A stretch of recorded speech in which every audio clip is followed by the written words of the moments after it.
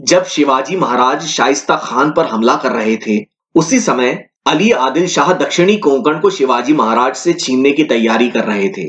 उन्होंने डच, पुर्तगालियों और सावंतवाड़ी को अपने साथ मिला लिया। शिवाजी महाराज शाइस्ता खान को रुलाकर तुरंत ही दक्षिणी कोंकण आ पहुंचे। वाड़ी के सावंत की हिम्मत टूट गई और डच और पुर्तगालियों ने तो घबराकर शिवाजी महाराज के आगे हाथ जोड़ लिए। अंग्रेज अफसर तो अभी अभी शिवाजी महाराज के हाथों सजा भुगत कर आ रहे थे, तो ये सब लड़ाई से बाहर हो गए और अली आदिल शाह ने भी अपना इरादा बदल दिया। दिसंबर तक शाइस्ता खान भी बंगाल के लिए रवाना हो गया और उसकी जगह भेजा जा रहा था सुस्त रवैये वाले राजकुमार मुअज्जम को, जो आगे चलकर सम्राट बहादुर शाह प्रथम या शाह आलम प्रथम बने। ये नया दफ्तर बारातियों की तरह धीरे धीरे चला आ रहा था, इतने धीरे कि इतने समय में तो शिवाजी महाराज ने मुगलों के एक महानगर सूरत को ही लूट लिया। सूरत मुगल साम्राज्य का सबसे बड़ा और समृद्ध बंदरगाह था, बल्कि ये दुनिया के सबसे बड़े बंदरगाहों में शुमार था। व्यापार के मामले में सूरत का दुनिया भर में एक विशेष स्थान था। मुगल साम्राज्य के हज यात्री यहीं से मक्का मदीना जाया करते थे। यूरोप की तमाम ईस्ट इंडिया कंपनियों ने यहां अपनी किलेनुमा फैक्ट्रियां तान रखी थीं। सूरत में दुनिया के कुछ सबसे अमीर लोग रहते थे।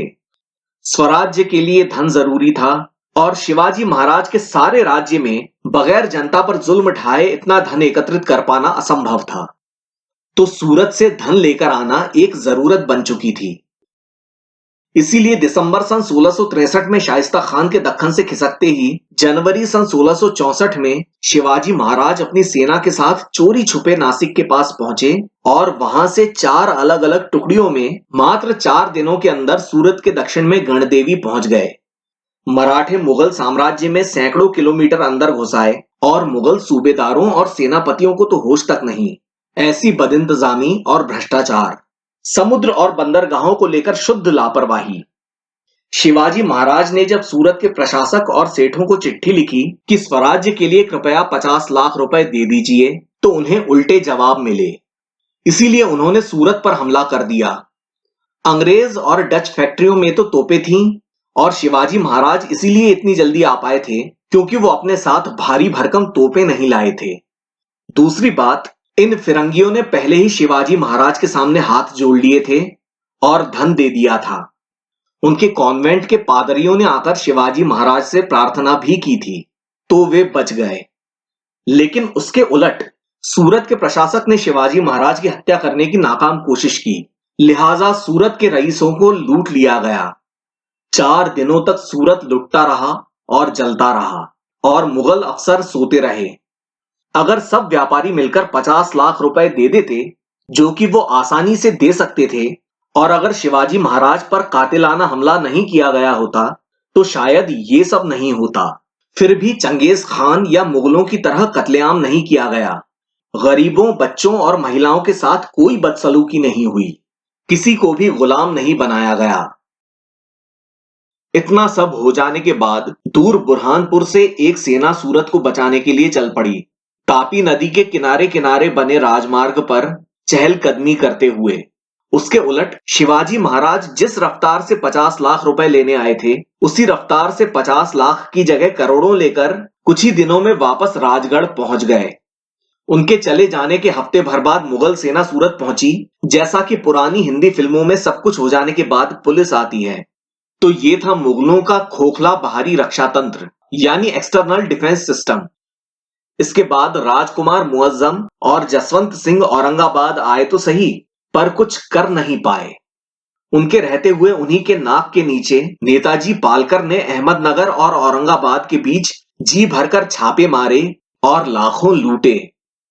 सूरत से लौटने के कुछ ही दिनों बाद शिवाजी महाराज को एक दुखद समाचार मिला।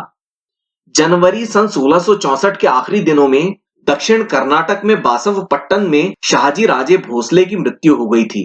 इस घटना को ध्यान से देखना उपयोगी होगा। शिवाजी महाराज शाइस्ता खान पर हमला कर रहे थे, तो वहीं कर्नाटक में अली आदिल शाह ने शाहजी और बहलोल खान को गिरफ्तार कर लिया। 2 महीने बाद बेदनूर में आदिल शाही के विरुद्ध विद्रोह हुआ, तो शाहजी को रिहा करके इसे दबाने के लिए भेजा गया। इस विद्रोह को शांत करके जब शाहजी बेदनूर से बंगलौर लौट रहे थे तो रास्ते में बासवपट्टन के पास उन्होंने पड़ाव डाला और शिकार करते समय घोड़े से गिरकर उनकी मृत्यु हो गई। कर्नाटक के उनके सारे इलाके एकोजी के पास चले गए। राजनीति में ऐसी घटनाओं को शक की निगाह से देखा ही जाना चाहिए। उधर महाराष्ट्र में मराठों ने मुगल इलाकों पर छापे मार मार कर उन्हें परेशान कर रखा था। शाइस्ता खान को डराकर भगा दिया, सूरत को लूट लिया। जमीन पर देखो तो शहरों पर छापे, समंदर में देखो तो जहाजों पर छापे। शानदार मुगलों की ऐसी मट्टी पलीत औरंगजेब के बर्दाश्त के बाहर की बात थी।